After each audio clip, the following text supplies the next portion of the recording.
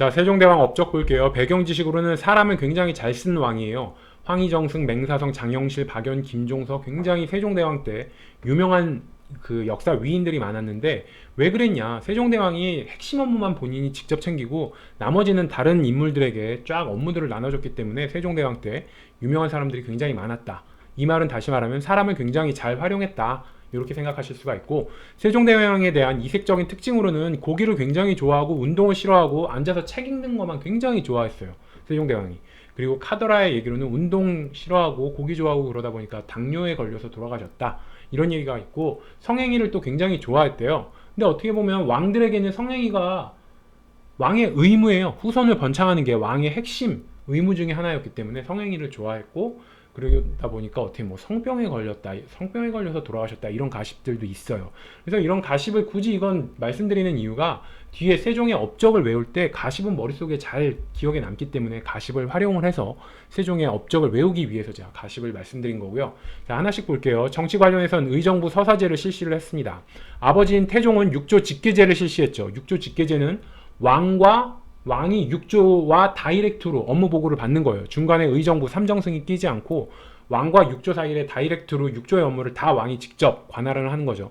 태종은 왕권을 강화해야 됐기 때문에 육조 직계제를 실시를 했고 세종은 의정부 서사제를 다시 부활시켰어요. 무슨 얘기냐? 의정부 서사제는 육조와 왕 사이에 중간에 의정부 서사제, 의정부 삼정승이 있어서 육조의 보고들을 의정부에 있는 삼정승들이 다 듣고 그 중에서 핵심만 왕에게 따로 보고를 하는. 그래서 이제 왕의 업무 부담은 아무래도 줄겠죠. 의정부 서사제가. 그래서 의정부 서사제를 실시했고 대신에 인사권과 군사권은 핵심 업무잖아요. 그러다 보니까 세종이 직접 관장을 했다. 이 정도 생각하시면 되고 그래서 의정부 서사제 할 때는 굉장히 유명한 정승이에요. 황희정승, 맹사성 다 유명한 정승 재상들이죠. 그래서 이게 의정부 서사제를 했기 때문에 이렇게 유명한 재상들이 나왔다. 이렇게 생각을 하시면 돼요. 세종대왕은 집현전을 설치했어요. 세종대왕이 가장 중요한 업무가 한글 창제죠. 이 한글을 창제하기 위해서 학문기관으로 집현전을 설치를 했어요. 이 집현전에서 경연과 서연을 담당했고요. 경연은 국왕을 교육시키는 거고 서연은 세자를 교육시키는 거죠. 요거를 집현전에서 담당을 했고 사가 독서제라는 혜택을 줘서 사가 개인 집이란 얘기죠. 개인 집에서 독서, 책을 읽을 수 있는 시간을 주는 거예요. 그래서 관리들이 집에서 책 읽으면서 휴가를 가질 수 있게 이런 사가 독서제라는 걸 실행을 했고 이게 어떻게 보면 관리의 교육법이에요. 관리를 좀 더 소양을 닦게 하기 위한 하나의 관리 양성법으로 이제 세종은 사가 독서제라는 거를 했고 고려 때 성종은 저희 뭐 문신월가법이라고 이 신하들한테 과제를 내주는 문신월가법을 했고 세종은 사가 독서제를 했고 조선 성종은 독서당이라는 책을 읽을 수 있는 곳을 만들었고요. 정조는 초계 문신제라는 거를 했어요. 그래서 각 왕마다 어떤 거를 했는지 이것도 구별을 해가야 되거든요. 그래서 세종 때는 사가 독서제다. 그래서 세종 때 사가 독서제가 했다는 걸 외우기 위해서 이렇게 생각할게요. 세종이 한글을 창제하고 그걸 하기 위해서 집현전을 만들었죠. 근데 한글을 반대하는 신하들이 굉장히 많았어요. 한자가 최고라고 생각하는 신하들이 많았기 때문에 한글을 반대하잖아요. 그래서 한글 창제를 대놓고 드러내놓고 하지 못하고 몰래 집현전 학자들에게 한글 창제를 준비를 시켰어요. 그러기 위해서는 어떻게 했어요? 몰래 하기 위해서는 집현전의 학자들을 야 너 집에서 좀 책을 읽어라 이러면서 사가 독서제라는 거를 제도를 시행을 해서 집에서 책 읽는 척 하면서 한글 창제를 연구하도록 했다. 이렇게 생각하시면 아 뭐 독서당, 문신월가법, 뭐 초계 문신제 이런 것 중에서 세종이 실시한 건 사가 독서제다. 왜? 한글 창제를 비밀리에 하기 위해서 이렇게 생각하시면 되겠죠. 민생 안정책으로는 공법을 시행했는데 연분 구등법과 전분 육등법이 있습니다. 연분 이게 연이 1년 2년 할 때의 연이에요. 그래서 해마다 구분한다. 뭘? 9등급으로 해마다. 그러니까 해마다 풍년이 어느 정도 늘었는지 그 등급에 따라서 9개의 등급으로 최고로 풍년일 때는 상상, 그 다음은 상중, 상하, 중상, 중중, 중하 이런 식으로 9등급으로 나눴고요. 전분 육등법은 전이 밭전이에요. 땅의 퀄리티, 토지의 퀄리티에 따라서 분할을 했는데 몇 등급으로? 6등급으로. 토지의 등급에 따라서 6등급으로 나눴다. 그래서 토지공법에는 연분구등법과 전분육등법이 있어요. 그래서 연분구등법, 전분육등법을 쓴 게 세종대왕이다. 이걸 외우기 위해서 이렇게 생각을 할게요. 세종대왕이 독서광이잖아요. 굉장히 많은 책을 읽었어요. 세종대왕이 읽은 자료 중에는 신라시대 민정문서도 막 읽었거든요. 근데 저희 민정문서 할 때 공부했었죠. 민정문서에 보면은 연령별로 나이에 따라서 6등급으로 나누고 기준을 그 집에 있는 인구 규모, 인구 수에 따라서 9등급으로 나눴어요. 그러니까 민정문서를 세종대왕이 읽다가 6등급, 9등급 민정문서에 6등급, 9등급으로 나눈 게 있으니까 요걸 나도 좀 활용해야겠는데 이러면서 세종대왕도 이제 연분 구등법, 해에 따라서 풍용 정도에 따라 9등급, 토지 퀄리티에 따라서 6등급 이런 식으로 6등급, 9등급 요거를 민정문서에 있는 6등급, 9등급을 가져왔다 이렇게 생각하시면 독서광 세종대왕이 민정문서 읽다가 6등급, 9등급으로 나눴지. 그래서 연분구등법, 전분 6등법 하면 이건 세종대왕 이렇게 연결을 하시면 되고, 세종대왕은 이름에 세, 3이 들어가죠. 그래서 세종대왕 관련된 숫자에 369가 굉장히 많아요. 369, 369, 2, 369. 그래서 세종대왕은 365와 연관이 많다. 이렇게 하나 생각해 놓으시면 되고, 세종대왕이 해시계를 만들었어요. 해시계의 이름이 앙부일구예요. 앙부일구 무슨 뜻이냐? 앙이 우러를 앙이에요. 우러러보다 할 때 앙. 그래서 우러러 보는 거예요. 뭐를? 해일. 해를 우러러보는 이 솥이 솥부라고 솥뚜껑이에요. 그래서 해를 우러러보는 솥을 앙부일구라고 하는 거예요. 그러니까 해를 바라보는 시계. 그래서 이 앙부일구가 해시계를 뜻합니다. 그리고 물시계도 만들었는데요. 해시계, 물시계 같이 만들었잖아요. 그래서 물시계는 자격루라고 불러요. 자격루가 뭐냐? 자, 스스로 자 이런 얘기예요. 자습할 때 스스로 자의 격이 7격, 타격 할 때 격. 그리고 루는 흐르다. 그래서 물시계를 뜻하는 거예요. 그래서 스스로 치는 물시계. 그러니까 스스로 쳐서 시간을 알려주는 물시계다. 그래서 해시계, 앙부일구, 물시계, 자격루 이렇게 생각하시면 되고, 추구기는 말 그대로 측량한다. 우가 비우죠. 그래서 비를 측량하는, 그래서 강우량을 측정하는 거고, 이게 농사에 도움이 되는 거예요. 그래서 노비 출신 이 장영실이 발명의 천재잖아요. 그래서 굉장히 다양한 발명품들을 많이 만들었어요. 그래서 세종이 토지공법, 토지에 관련된 공법을 제정을 하고 농사에 도움이 되는 기구들, 해시계, 물시계, 이게 시간을 알아야지 토지 농사 지을 때 이제 제대로 지을 수가 있거든요. 그래서 해시계, 물시계, 그리고 추구기, 비가 얼마나 내렸는지를 계측하는, 이게 다 농사 지을 때 백성들을 위해서 해시계, 물시계, 추구기 이런 걸 만들었다. 그렇게 생각하시면 되고, 세종은 금부삼복법을 실행을 해요. 그래서 금부삼복법이 뭐냐? 금부가 의금부예요. 그래서 중재인을 다루는 의금부를 뜻하는 거고요. 삼복은 세 번을 반복하다. 그래서 세 번을 재판을 한다. 그래서 삼심제예요. 지금도 보면 지방법원, 고등법원, 대법원 세 번 삼심제로 이루어져 있잖아요. 그것처럼 세종 때도 금부, 의금부에서 다루는, 그러니까 중재인을 뜻하는 거예요. 그러니까 의금부에서 다루는 중재인들은 삼복, 세 번을 반복해라. 재판을 세 번을 반복해라. 그래서 중재인은 삼심, 세 번의 재판을 거치도록 하는 금부삼복법이라는 걸 세종대왕 때 시행을 했고, 이와 비슷한 게 고려 전성기는 문종 때죠. 이 문종 때도 비슷하게 삼복제라는 게 있었어요. 그래서 조선의 전성기인 세종대왕, 고려의 전성기인 문종, 이때 다 삼복제, 세 번의 심판을 하게 하는, 재판을 하게 하는 삼복법이 있었다. 이렇게 생각하시면 돼요. 그리고 부민 고소 금지법이라는 걸 실행을 하는데, 부민은 마을 백성이란 얘기고, 마을 백성이 고소하는 거를 금지하다. 누군가 잘못했다고 고소하다 이런 얘기 하잖아요. 그래서 부민 고소 금지법은 이 하급 관리가 상급 관원을 고소하거나 지방의 향직자가 관찰사나 수령이 왔을 때 그 사람들 고소하는 걸 금지하는 법이에요. 그래서 이거는 앞선 아버지 태종과 연결을 시켜야 되는데, 태종 때 반왕 세력, 그러니까 왕에게 반대하는 세력들을 색출하기 위해서 신문고라는 걸 설치했죠. 신문고를 설치해서 막 서로 고발하게 만들었어요. 태종 때. 그랬더니 이게 이제 무고가 남발하는 거야. 제가 무슨 지대 때, 제가 무슨 지대 때, 막 여러 무고가 남발하니까 세종이 이거 안 되겠다. 그러면서 부민 고소 금지법이라고, 부민은 마을 백성이라고 생각하시면 되고, 백성들이 마음에 안 드는 거 있으면 새로운 수령, 관찰사 막 고소하는 거예요. 저 사람 뭐가 문제다 이런 식으로. 그래서 부민이 마구 남발하는 걸 금지하는 법을 만들었다. 그래서 이건 태종 때 신문고를 설치했더니 무고, 고소가 남발해서 세종 때는 부민 고소 금지법을 만들었다. 이렇게 생각하시면 되고, 원악 향리 처벌법, 이건 뭐냐? 원악, 악한 향리를 처벌하는 법이에요. 그래서 원악 향리가 뭐냐? 원악이 원조로 악한, 악랄한 향리다. 이렇게 생각하시면 돼요. 원악 향리가 원조로 악랄한 향리를 처벌하는 법이다. 그래서 향리를 통제하기 위해서 원악 향리 처벌법이라는 걸 만들었어요. 그러니까 이게 향리는 그 지방에 있는 토착 세력이잖아요. 근데 이 향리가 수령이나 관찰사가 이제 서울에서 파견돼서 오면은 이런 사람들을 허위로 막 고소를 하는 거예요. 이 사람이 이런 수령이 이런 비리를 저질렀다 이런 식으로 막 고소를 하는 거야. 그러니까 이게 문제가 되니까 원악 향리, 원조 악랄한 향리를 처벌을 했다. 이렇게 생각을 하시면 되고, 부민고소 금지법과 원악 향리 처벌법은 같은 선상에서 같이 보시면 됩니다. 그리고 노비사용 금지법도 실행을 했습니다.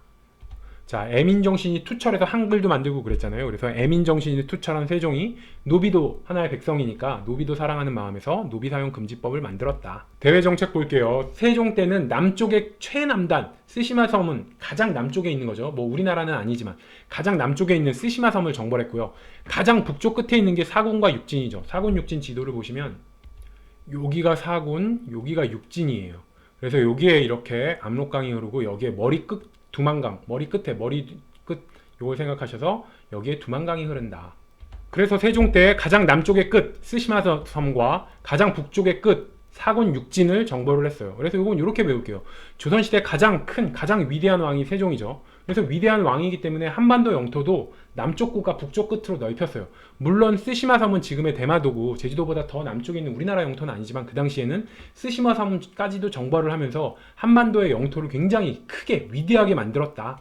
그래서 남쪽 끝과 북쪽 끝까지 쭉 영토를 넓혔다. 이렇게 생각을 하시면 되고, 그래서 여진을 토벌해서 한반도 국경선을 확정을 했고요. 3인 정책과 토관제도를 실시했습니다. 그래서 3인 정책은 뭐냐? 사가 이사하다 할 때 옮기다 이런 얘기예요. 미는 백성이고 백성을 옮긴 거예요. 그러니까 아까 전에 사군 육진이 그 함경도 가장 끝자락에 있잖아요. 굉장히 오지예요. 그러니까 사람이 별로 안 살잖아요. 근데 거기를 우리 영토로 만들기 위해서 백성들을 그쪽으로 이주시키는 3인 정책을 폈고요. 그리고 하나의 당근책으로 토관제도라고 해서 그 원래는 토착민을 관리로 임용을 안 하는데 함경도는 토관제도 토착민을 관리로 임명하는 거예요. 그래서 야 너희들이 함경도 여기 북쪽 끝에 와서 살면은 그 토착민을 관리로 임명해 주겠다. 이런 식의 당근책으로 토관제도를 실시를 했다. 이렇게 생각하시고, 자 사군과 육진 구별을 해야겠죠. 아까 사진에서 보셨죠. 사군은 압록강 상류구 최윤덕 장군이 사군을 이제 개척을 했고요. 육진은 두만강 유역이고 김종서 장군이에요. 두 개 구분을 해야 돼요. 어디 사군에 어떤 강이고 어떤 장군, 육진에는 어디 강 근처고 무슨 장군. 그래서 이 사군과 육진을 딱 보면은 좀 사군은 마이너 감성이에요. 숫자를 4랑 6을 보면 4가 아무래도 6보다는 좀 마이너죠. 그리고 압록강과 두만강을 보면 두만강은 한반도 가장 꼭대기에 있는 강이고요. 압록강은 가장 꼭대기에 있는 강은 아니었죠. 그래서 압록강과 두만강을 봤을 때는 두만강이 좀 더 메이저 느낌이에요. 그리고 최윤덕 장군과 김종서 장군을 봐도 김종서 장군이 훨씬 더 유명하죠. 수양대군 때 희생된 사람으로 호랑이 장군, 김종서 장군이 더 유명하니까 최윤덕 장군보단 김종서 장군이 좀 더 메이저다. 그래서 사군과 육진을 비교해보면 좀 육진 이쪽이 다 메이저더라. 4보다는 숫자 6이 크고 압록강보다는 두만강이 더 한반도 북쪽에 있는 거고, 장군을 보면 최윤덕보다는 김종서가 좀 더 메이저 느낌이 나서 사군과 육진을 이렇게 마이너와 메이저 감성으로 두 개 구별을 하시면 될 것 같아요. 자, 세종대왕 때 왜구를 수타하는데요. 세종 1년이었어요. 실질적으로는 태종이 쓰시마섬을 정벌했다고 할 수 있는 거고, 태종이 왕위를 세종에게 넘겨준 그 해에 태종이 쓰시마섬을 정벌했다고 생각하시면 되고, 태종이 이종무를 시켜서 이종무 장군을 시켜서 쓰시마섬을 정벌을 했습니다. 그래서 쓰시마섬을 그렇게 정벌을 하니까 쓰시마섬의 도주, 그 섬의 짱이 요구를 한 거예요.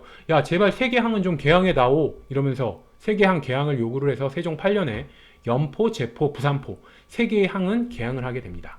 그래서 이 세 개의 항구가 어디냐? 연포가 울산이고 제포가 창원, 부산 다 경상도에 있는 거죠. 그래서 아무래도 일본과 가까운 경상도에 있는 세 개의 항구 연포, 제포, 부산포를 개항했다.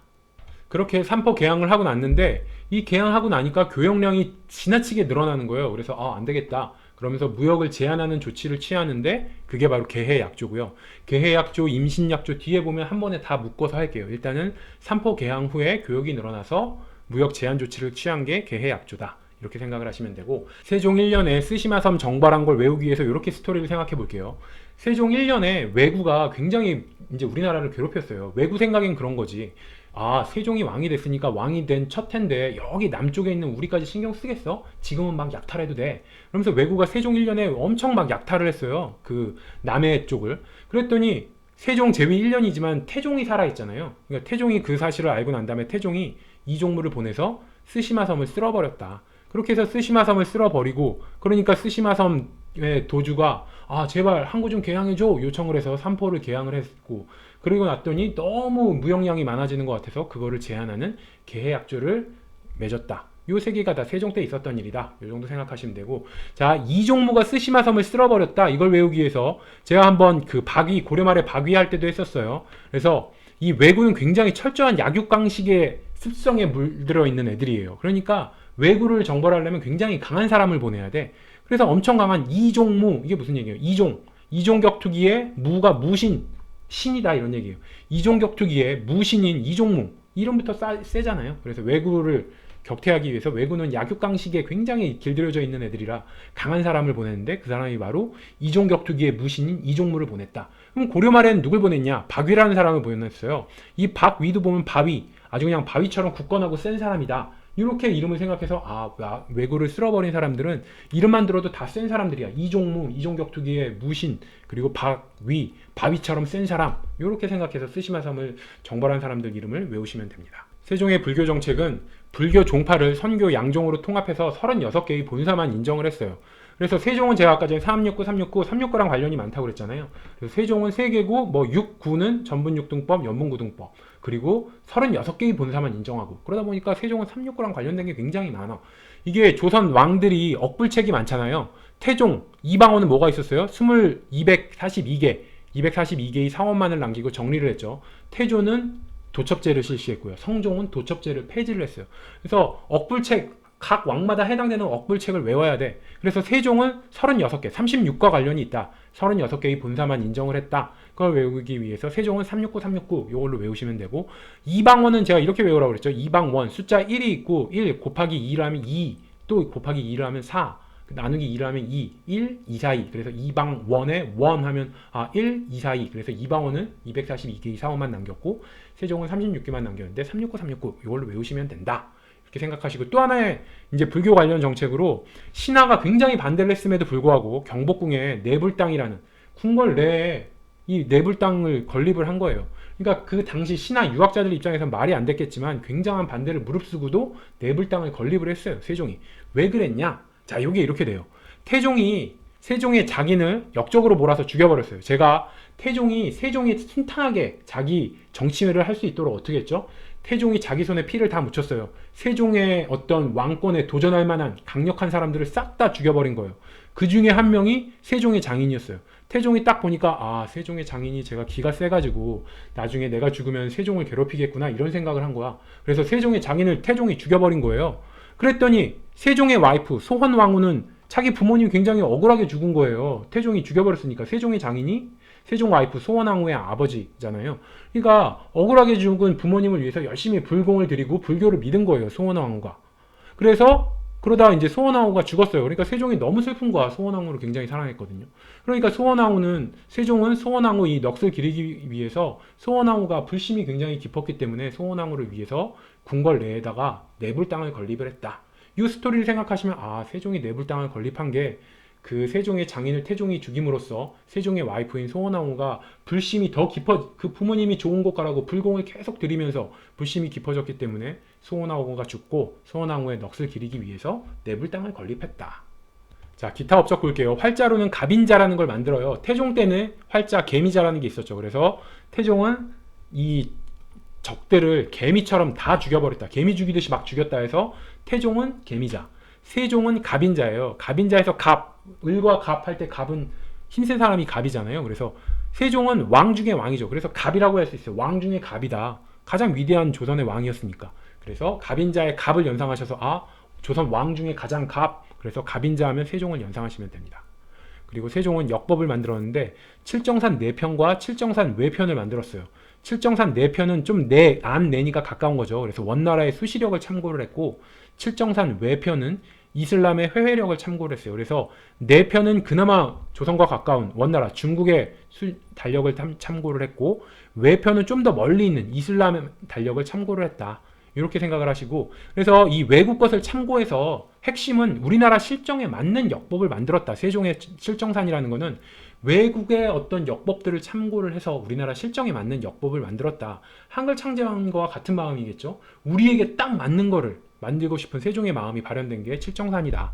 이렇게 생각을 하시면 됩니다.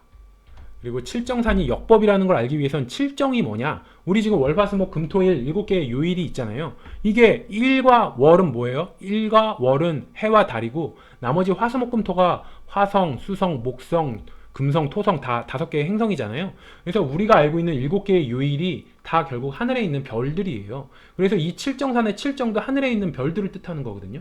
그래서 하늘의 별들의 운행에 따라서 시간 단위를 정한 거예요. 뭐 자전은 하루에 하루, 공전은 1년 이런 식으로 역법이라는 게 결국은 시간을 재는 거거든요. 그래서 칠정산이라는 게 역법이라는 걸 알기 위해선 7개의 행성의 운행 주기를 보고 시간을 정했구나 이렇게 생각하시면 돼요. 음악 관련 업적으로는 여민락이라고 뜻을 해석을 해보면은 여민, 그래서 백성과 더불어서 즐긴다, 즐긴다, 백성과 더불어 즐긴다, 이게 바로 여민락이에요. 그래서 세종대왕이 작곡을 했고요. 세종대왕이 어떤 애민정신이 드러나는, 백성과 함께 즐기는 거니까 애민정신이 드러난다 이렇게 생각하시면 되고, 세종대왕 때 정간보라는 걸 만들어요. 정간보는 지금은 우리가 음악 표현할 때 다 오선지 5개 줄 그어져 있는 노선지에다 음악을 표현하잖아요. 근데 조선시대에는 정간보에다 음악을 표현을 했어요. 정간보가 뭐냐? 우물정의 사익 아니에요. 우물 모양, 사각형 모양으로 그림이 그려져 있는 건데 그 사각형 모양에다 음계를 써 넣는 거예요. 그래서 우리 조선시대 악보는 정간보였고 그걸 세종 때 만들었다 이렇게 생각하시면 되고, 세종 때 유명한 음악가로 박연이라는 사람이 있어요. 그래서 박연이 아악이라는 걸 정리했는데 박연이 아악을 정리했다. 이걸 외우기 위해서 일단 중국의 것만 따르지 않고 우리나라에 맞는, 우리나라 실정에 맞는 아악을 만들었다. 이게 세종대왕의 정신이잖아요. 우리나라 현실에 맞는. 그래서 아악도 좀 중국 거를 그대로 따라하지 않고 우리나라에 맞는 아악을 정리했다. 그리고 그 아악을 정리한 사람이 박연이다. 이걸 외우기 위해서 박연을 이렇게 해석을 할게요. 박연을 빡세게 연주한다. 그럼 어떻게 되겠어요? 손 아프겠죠. 손가락 아프겠죠. 그러니까 그 당시에 악기가 검은고 가야금 다 현악기잖아요. 근데 검은고나 가야금 같은 걸 굉장히 빡세게 연주하면 손이 아프겠죠. 손가락이 아파서 소리 질러요. 그래서 박연, 빡세게 연주했더니 손 아파. 해서 아악을 연상을 하시면 됩니다. 그리고 세종대왕 때 조선 통보라는 화폐가 발행이 되거든요. 주화예요.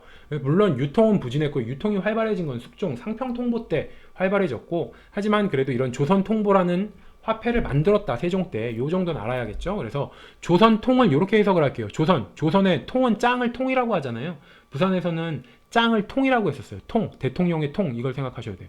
그래서 조선의 통이 누구겠어요? 당연히 세종대왕이죠. 조선 왕 중에 통 중에 통, 세종이다. 그래서 조선통보에서 조선통 딱 보고 조선의 통? 이건 세종이지. 이렇게 해서 세종대왕 때 조선통보가 만들어졌다.